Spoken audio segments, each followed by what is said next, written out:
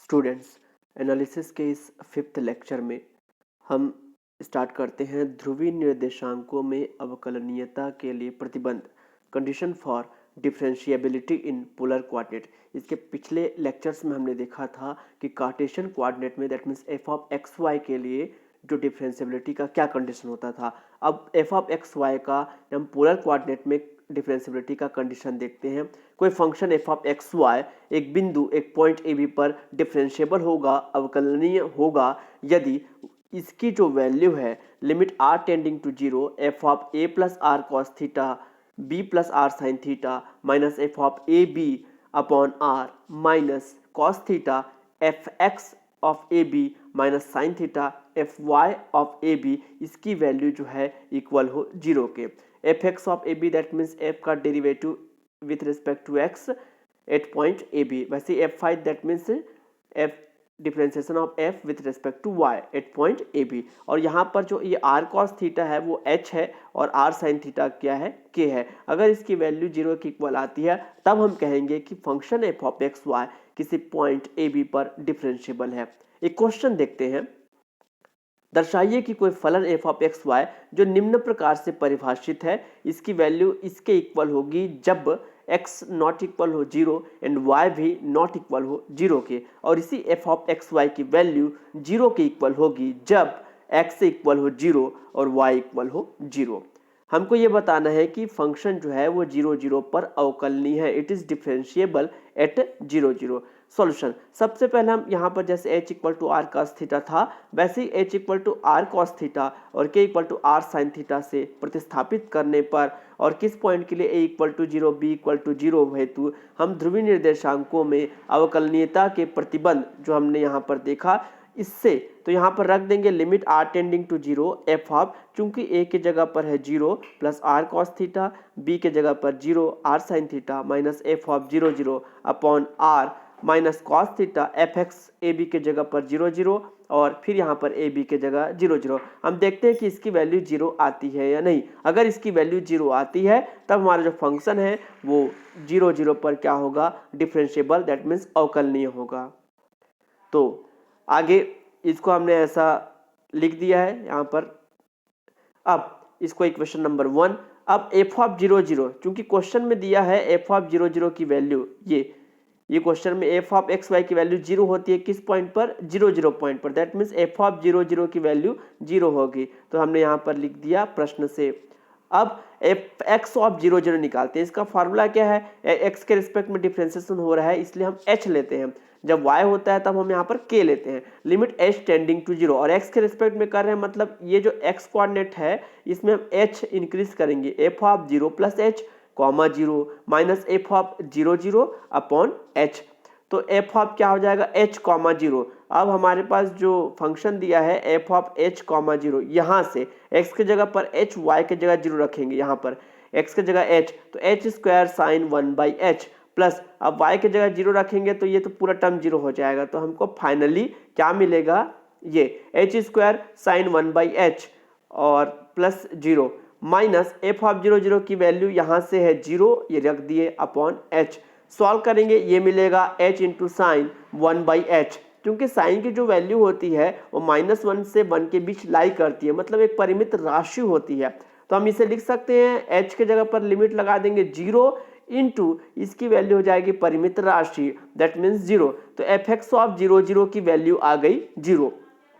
इसी प्रकार f y zero zero की वैल्यू निकालेंगे। जब y के रेस्पेक्ट में करेंगे तो limit k tending to zero हो जाएगा और y के रेस्पेक्ट में कर रहे हैं इसलिए y कोऑर्डिनेट जो है सेकंड वाला उसमें k इंक्रीज करेंगे, F of zero comma zero plus के minus F of zero zero upon के।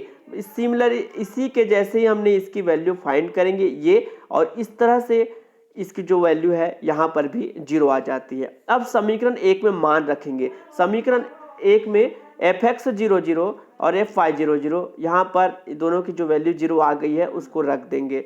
अब f of r cos theta comma r sine theta, यहाँ से फिर से हम देखेंगे क्वेश्चन में x के जगह पर आर कॉस थीटा और y के जगह आर साइन थीटा, यहाँ भी रखेंगे तो आर कॉस थीटा का square sine one upon R cos theta plus are sine theta का square sine one upon R sine theta. तो फाइनली जब इसको रखेंगे वैल्यू को तो ये वैल्यू हमें मिल जाएगी और इन दोनों की वैल्यू 0 ऑलरेडी हमने यहाँ पर फाइंड कर चुकी है अपॉन यह r है। अब इस r से ये r स्क्वायर का एक r कैंसिल हो जाएगा, यहाँ से भी एक r कैंसिल हो जाएगा और r को हमने कॉमन ले लिया, ये इस तरह से आ गया। चूंकि हम जानते हैं कि साइन थीटा और कॉस थीटा की जो वैल्यू है -1 से 1 के बीच लाई करती है, इसका मतलब ये जो साइन की जो वैल्यू आएगी -1 से 1 के बीच, मतलब ये फाइनाइट वैल्यू आएगी, ये भी फाइनाइट वैल्यू आएगी। तो इस प्रकार से एक परिमित राशि मिल जाएगी और चूंकि r टेंडिंग टू 0 है इसलिए r टेंडिंग टू 0 करने पर 0 से मल्टीप्लाई होने के पश्चात ये पूरी वैल्यू 0 आ जाएगी। दैट मीन्स इसकी वैल्यू हमको क्या मिल गई 0। और अभी हमने देखा था पोलर कोऑर्डिनेट के लिए अगर इसकी वैल्यू 0 आ जाती है मतलब फंक्शन जो है उस बिंदु, यहाँ पर बिंदु है 0 0 पॉइंट 0 0 पर डिफरेंशिएबल है, अवकलनीय है, प्रूव्ड। अब देखते हैं कि fxy और fyx ये दोनों कौन से कंडीशन में इक्वल होते हैं। fxy fyx जरूरी नहीं है कि आपस में वो हमेशा इक्वल हो, लेकिन कुछ ऐसे कंडीशन देखेंगे जहां पर वो एग्जैक्ट इक्वल हो जाए। तो सबसे पहला प्रमेय है यंग प्रमेय। It is very important theorem. Young प्रमेय क्या कहता है कि कोई function f of x y किसी क्षेत्र में d जो कि सबसेट है आर स्क्वायर का, मतलब r क्रॉस r का कोई सबसेट है, उसमें डिफाइंड है। और fx व fy मतलब del F by del X और del F by del Y दोनों ही किसी बिंदु ए बी पर अवकलनीय है, मतलब एफ एक्स भी अवकलनीय है और एफ वाई भी अवकलनीय है। तो F x Y A B और एफ वाई एक्स ए बी ये दोनों एग्जैक्ट इक्वल होते हैं, ये कहता है यंग थ्योरम। अब हम इसका प्रूफ देखते हैं। मान लेते हैं एक फलन है एफ ऑफ एक्स वाई किसी क्षेत्र D subset of r square में परिभाषित है। एफ एक्स और एफ वाई दोनों का जो अवकलज है किसी बिंदु पर विद्यमान है। अब चूंकि ये दोनों अवकलनीय हैं मतलब f x x, f x y, f y y, f Y x ये हमको मिलेंगे, विद्यमान होंगे। अब हम क्या करते हैं, उस डी जो रीजन है हमारे पास उसमें दो पॉइंट लेते हैं, एक पॉइंट ए बी लेते हैं और उसके नियर उसके समीपस्थ एक दूसरा पॉइंट लेते हैं ए प्लस एच बी प्लस के, दोनों समीपस्थ नियरेस्ट पॉइंट हैं। अब मान लेते हैं इस पूरे वैल्यू को हमने capital F of H H नाम दिया है। ये क्या है, F of A plus H B plus H minus F of A plus H B minus F of A B plus H plus F of A B. इन पूरे values को हमने नाम दिया है capital F of H comma H. This is equation number 1। अब इसी को देखते हुए चूंकि यहां पर हम देखेंगे ये ए प्लस एच है, बी प्लस एच है, ए है, बी प्लस एच है, इन दोनों में बी प्लस एच है और यहाँ पर इन दोनों में क्या है, बी है। तो हमने क्या लिया, एक नया फंक्शन फाई ऑफ एक्स लिया इस प्रकार कि f of x comma B plus H minus F of x comma b, इसे हमने नाम दे दिया है इक्वेशन नंबर 2। अब phi of A plus h रखेंगे, एक्स के जगह पे ए प्लस एच रखेंगे तो ये मिल जाएगा। अब ए प्लस एच वहां पर एक्स के जगह पर ए रखेंगे तो ये मिल जाएगा। इक्वेशन और 3 और 4 इन दोनों को अगर हम माइनस करते हैं तो इतना माइनस इतना ये आ जाएगा हमको। अब ये इक्वेशन नंबर 5 है। अब इक्वेशन 1 और 5 से तो 1 में देखेंगे ये पूरी वैल्यू किसके इक्वल है, capital F of H comma H, लेकिन हमारे पास इक्वेशन 5 में वही वैल्यू सेम वैल्यू किसके इक्वल है, phi of A plus H minus phi of A. तो दोनों इक्वेशन से ये दोनों आपस में इक्वल हो जाएंगे। हमने दोनों साइड अपॉन में एच कर दिया, एच से डिवाइड कर दिया। अब इसको वैल्यू को हमने इधर लिख दिया। यहां पर देखेंगे phi of A plus H minus phi of A, ये तो एज इट इज है। Can we write H as A plus H minus A, इसके जगह पर हमने लिखा A plus H minus A cancel होके वापस वही आ जाए। अब ये वैल्यू किसके इक्वल होती है, हम जानते हैं कि प्रथम माध्यमान प्रमेय फर्स्ट मीन वैल्यू थ्योरम कहता है कि phi dash a plus theta 1 h is equal to phi of A plus H minus phi of h a upon a plus H minus a, where theta lies between 0 and 1। तो इसके जगह पर हम ये लिख सकते हैं, तो यहां पर हमने लिखा phi dash a plus theta 1 H. अब ये ऐसा आ जाएगा।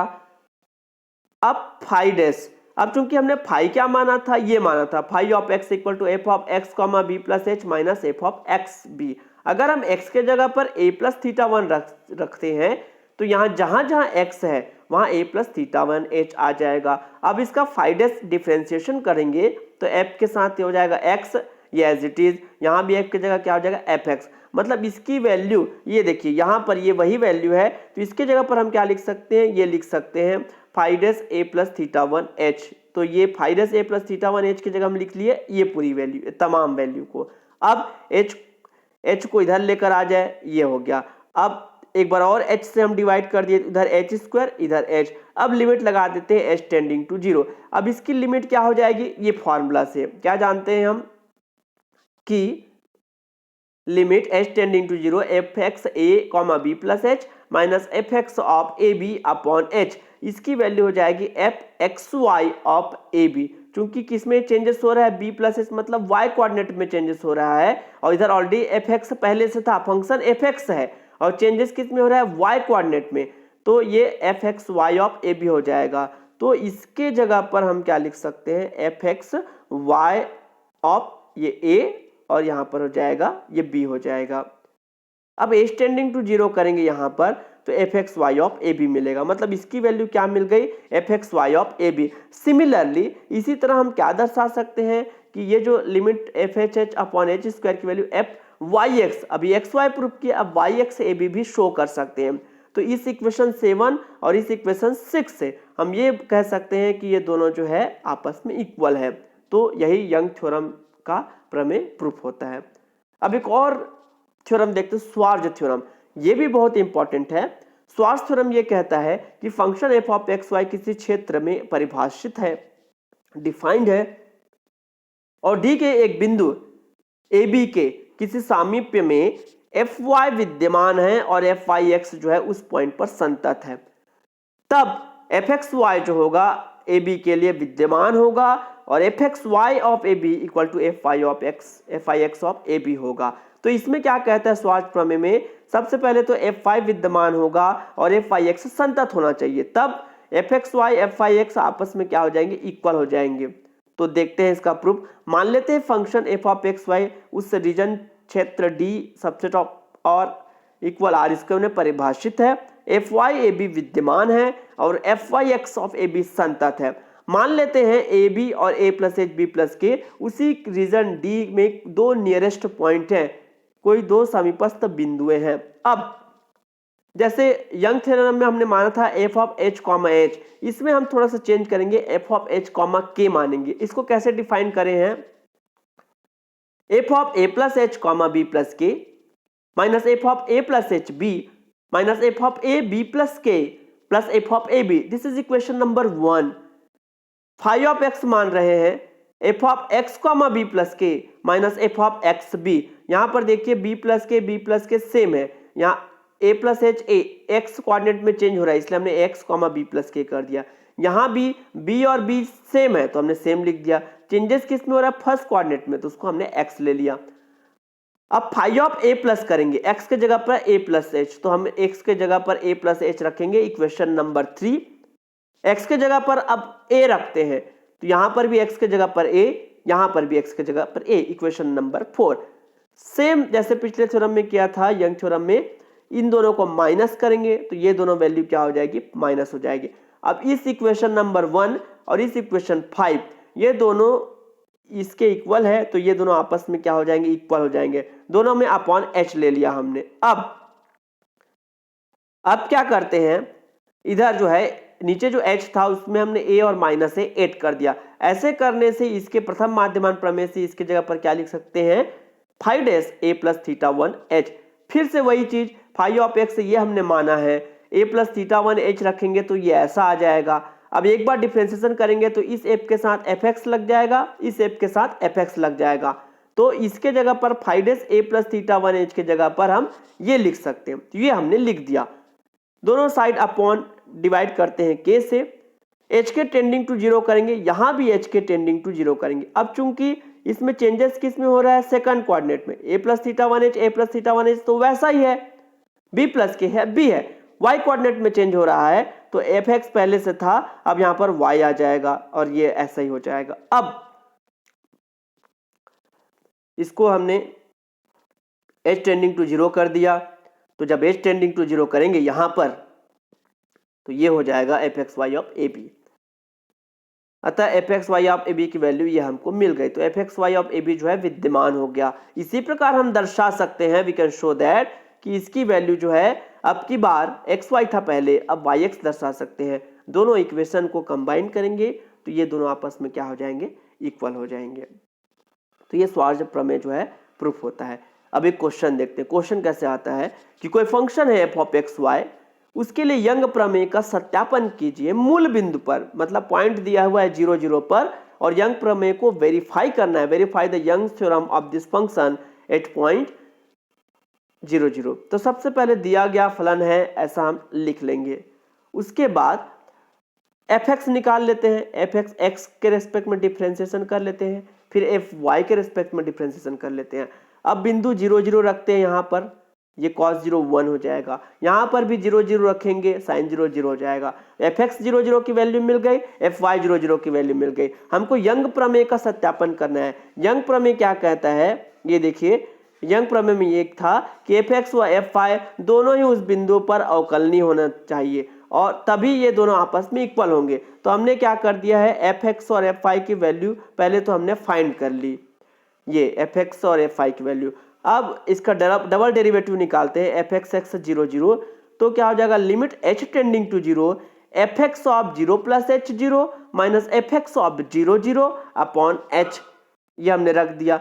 अब x f x of h 0 आ जाएगा, तो एफ एक्स यहाँ पर देखिए इक्वेशन नंबर ए में एच 0 रखेंगे तो y के जगह पर 0 है और x के जगह पर h रखेंगे यहाँ पर, तो ये वाला टर्म 0 होने के कारण, y 0 होने के कारण पूरा 0 हो जाएगा, cos h बस मिलेगा, माइनस एफ एक्स 0 0, इसकी वैल्यू यहाँ से एफ एक्स 0 0 की वैल्यू है 1 अपॉन h। अगर हम यहाँ पर h टेंडिंग टू 0 रखते हैं तो cos 0 1, 1 माइनस 1 0 और नीचे भी 0, तो 0 बाई 0 के फॉर्म में आता है और हम सभी जानते हैं कि 0 बाई 0 के फॉर्म में आ जाता है, तो हम एल हॉस्पिटल रूल अप्लाई करते हैं। ये रूल ये कहता है कि ऊपर न्यूमरेटर और नीचे डिनोमिनेटर दोनों को ही डिफरेंशिएट करना है, लिमिट दैट मींस h के रेस्पेक्ट में।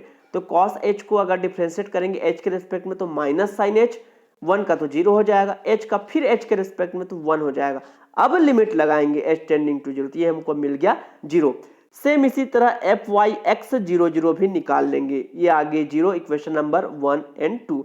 अब हम देखेंगे, क्योंकि यंग प्रमेय के लिए सबसे दो बात होनी चाहिए कि एफ एक्स भी उस पॉइंट पर अवकलनीय होना चाहिए और एफ वाई भी अवकलनीय होना चाहिए। तो हम देखते हैं एफ एक्स का 0 0 पर अवकलनीयता के लिए परीक्षण, test for differentiability of f of x at 0 0। तो इसके लिए क्या है, इसकी वैल्यू जो है निकालना है हमको, limit h k tending to 0 0 f x a plus H B plus के माइनस एफ एक्स ए b minus h f double x ए b minus k f Y x ए b upon under root h square plus k square. इसकी value अगर 0 आ जाती है तब function अवकलनीय होगा। चलिए, तो सबसे पहले ए के जगह पर 0, बी के जगह पर 0 यहाँ सभी में रख देंगे। अब समीकरण ए से, चूंकि एफ एक्स ऑफ एच के, तो सबसे पहले तो यहाँ पर एफ एक्स ऑफ एच के रखकर जो वैल्यू आएगी उसको लिख लेंगे, समीकरण ए से यहाँ लिख दिए। एफ एक्स 0 0 इसकी वैल्यू निकाल चुके हैं, एफ एक्स एक्स 0 0 की वैल्यू भी हमने फाइंड कर लिया और इसकी वैल्यू भी फाइंड कर लिया है, इन सभी वैल्यू को हमने रख दिया। अब क्या करेंगे, h के जगह r cos थीटा, k के जगह r sin थीटा और h square plus k square क्या हो जाएगा, r स्क्वायर। तो जहां h है वहां r cos थीटा, k है वहां r sin थीटा हमने रख दिया। Under root h square plus k square, यहां से क्या हो जाएगा, r हो जाएगा। अब इस वैल्यू को रखेंगे, अब चूंकि h टेंडिंग टू 0 है, k टेंडिंग टू 0 है, तो यहां से अगर h भी 0 की ओर टेंड्स करेगा, k भी 0 की ओर टेंड्स करेगा, तो ये किसके इक्वल है, r, तो r भी टेंड्स करेगा 0 की ओर, हमने लिख दिया। अब cos ऑफ x का फार्मूला क्या है, cos x का 1 minus x square by factorial 2 plus x to the power 4 by factorial 4 and up to so on. तो यहाँ पर इसको हमने ऐसा रख दिया,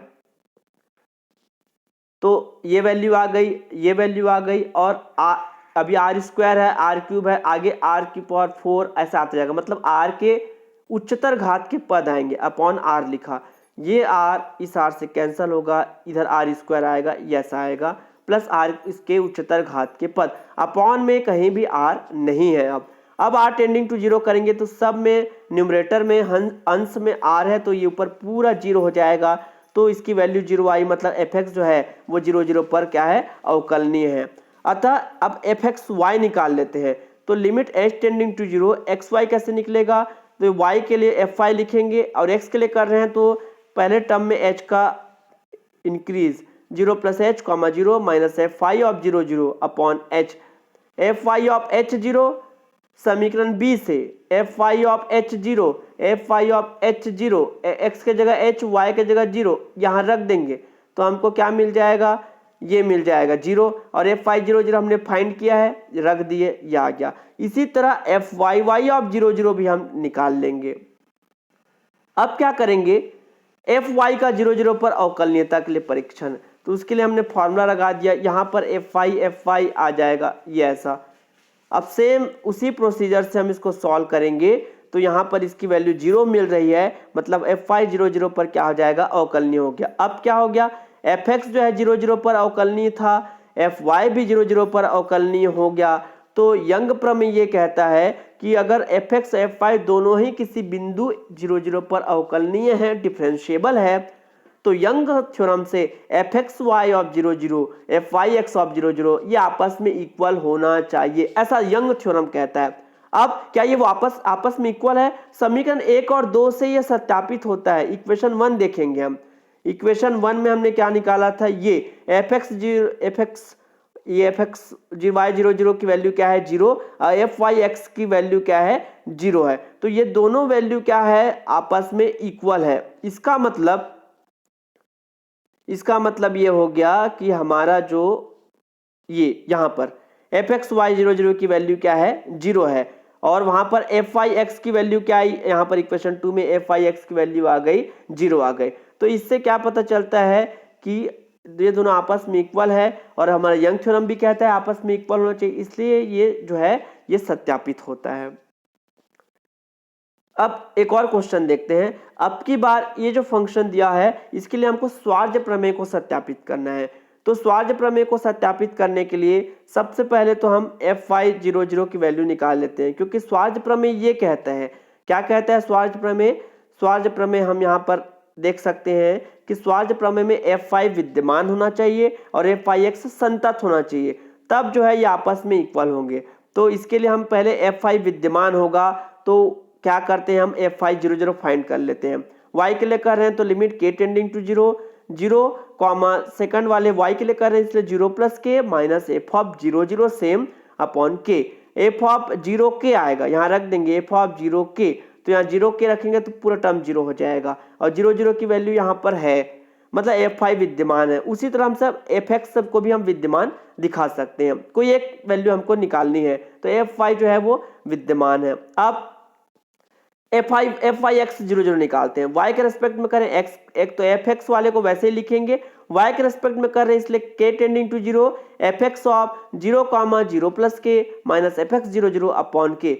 फिर से इस वैल्यू को एफ एक्स जीरो के की वैल्यू को जो हमारे पास ये है एफ एक्स,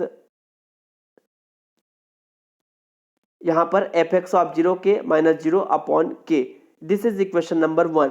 अब एफ एक्स जीरो के की इस वैल्यू को हम पहले फाइंड कर लेते हैं। Limit h tending to zero, x के रिस्पेक्ट में इसलिए h टेंडिंग टू जीरो, और x के रिस्पेक्ट में है मतलब पहले कोऑर्डिनेट को चेंज करना है, h ऐड करेंगे, जीरो प्लस एच के माइनस एफ ऑफ जीरो के अपॉन एच, फिर एफ ऑफ एच के जो हमारे पास फंक्शन दिया है ये एफ ऑफ एच के, तो h रखो के रखो, तो यहाँ पर क्या आ जाएगा, ये मिल जाएगा। इस तरह से h टेंडिंग टू जीरो करने पर हमको जीरो मिल गया। अब समीकरण 1 में मान रख देंगे, इसको यहाँ पर मान रखेंगे तो ये हमको एफ वाई एक्स की वैल्यू जीरो मिल गई। इसी प्रकार हम ये भी शो कर सकते हैं कि f x y zero zero भी क्या होगा, जीरो होगा। अब यदि एक्स वाई नॉट इक्वल है जीरो जीरो के, तब एफ वाई एक्स वाई निकालते हैं। तो f of x y function हमको क्वेश्चन में दिया हुआ है, ये वाली वैल्यू, इसको हमको डिफरेंशिएट करना है किसके रिस्पेक्ट में, वाई के रिस्पेक्ट में। तो वही अंश बटे हर के फॉर्मूला में हम उसको डिफरेंस करेंगे, इतना इंटू इस डिफरेंशिएशन करने पर यह है माइनस ये ऐसा, इस तरह से आ जाएगा। ये इसको सॉल्व करके लिख लिए। अब इसको x के रेस्पेक्ट में फिर डिफरेंशिएट करेंगे तो ये इतना इंटू इसका डिफरेंशिएशन माइनस ये वाली वैल्यू इंटू इसका डिफरेंशिएशन अपॉन इस पूरे वैल्यू का स्क्वायर। इसको सॉल्व करने पर हमको ये फाइनली मिल गया। अब हम देखते हैं एफ एक्स वाई जो है वो जीरो जीरो पर संतत है या नहीं, क्योंकि स्वार्ज प्रमेय के लिए एफ वाई तो एग्जिस्ट हो गया अब हमारा, अब एफ एक्स वाई या एफ वाई एक्स कोई भी एक वो संतत होना चाहिए। तो इक्वेशन नंबर 4 में ये जो हमने निकाला है, अब संतत के लिए हम क्या करेंगे, उपगमन पथ लेते हैं। उपगमन पथ y equal to m x लिए, तो यहाँ पर y के जगह एम एक्स रख दिए इन सभी में, y की जगह mx रख दिया तो लिमिट बस किसका लगेगा, x टेंडिंग टू 0। अब यहाँ से कॉमन ले लिए एक्स स्क्वायर, ये x टू द पावर 7, ये कैंसिल होगा, केवल x बचेगा, ये बाकी वैल्यू आ जाएगी। अब x टेंडिंग टू 0 करने पर ये पूरा 0 होने से पूरा क्या हो जाएगा, 0 हो जाएगा। एक और उपगमन पथ लेते हैं y इक्वल टू 0 x अक्ष के लिए, तो इस वाले उपगमन पथ में y के जगह पर हमने 0 रखा। अब f x y x comma 0, तो एफ एक्स वाई ये वाला f x y x comma 0, y की जगह 0 और x की जगह x, ये इसमें रख देंगे। तो रखने पर हमको क्या मिलेगा, y 0 होने के कारण पूरा 0 हो जाएगा। अब ये पूरे वैल्यू क्या हो जाएगी, 0। तो लिमिट जो आई f x y x y, इसकी वैल्यू क्या आ गई, एफ एक्स वाई 0 0 की वैल्यू आ गई। क्यों, क्योंकि इसकी जो लिमिट आ रही है 0 आ रही है इस पथ के लिए, यहाँ पर भी इसी पथ के लिए क्या आ रहा है, 0 आ रहा है। और एफ एक्स वाई 0 0 की वैल्यू हमने क्या निकाला है, 0 निकाला है। मतलब ये है कि जो फंक्शन की जो लिमिट है उसके लिए वैल्यू और फंक्शन की वैल्यू दोनों आपस में इक्वल है, तब हम क्या जानते हैं कि एफ एक्स वाई जो होगा वो 0 0 पर संतत है। अब देखिए स्वार्ट्ज प्रमेय के कंडीशन सेटिस्फाइड हो गए। पहला कंडीशन एफ वाई एग्जिस्ट हो गया, दूसरा condition f x y continuous हो गया। तब स्वार्ट्ज प्रमेय ये कहता है कि एफ एक्स वाई 0 0 ये साक्षात इक्वल होने चाहिए एफ वाई एक्स 0 0 के, जो कि समीकरण 2 व 3 से सत्यापित भी हो जाता है। इक्वेशन नंबर 2 में हमने इसकी वैल्यू फाइंड की तो 0 आई, इसकी वैल्यू फाइंड की तो 0 आई। इस तरह से स्वार्ट्ज प्रमेय जो है वो सत्यापित होता है। एक नोट करके लिखेंगे, यदि यंग व स्वार्ट्ज प्रमेय संतुष्ट नहीं होते, सेटिस्फाइड नहीं होते हैं, तब एफ एक्स वाई और एफ आई एक्स आपस में इक्वल हो भी सकते हैं, नहीं भी हो सकते। अगर वो इक्वल, अगर ये यंग और स्वार्ट्ज प्रमेय सत्यापित संतुष्ट होते हैं, सेटिस्फाइड होते हैं, तब एफ एक्स वाई और एफ आई एक्स आपस में इक्वल होते हैं, ये क्लियर है। लेकिन अगर यंग और स्वार्ट्ज प्रमेय संतुष्ट नहीं होते हैं, सेटिस्फाइड नहीं होते हैं, तब वो आपस में इक्वल हो भी सकते हैं और नहीं भी हो सकते हैं। तो आज के लेक्चर में इतना ही।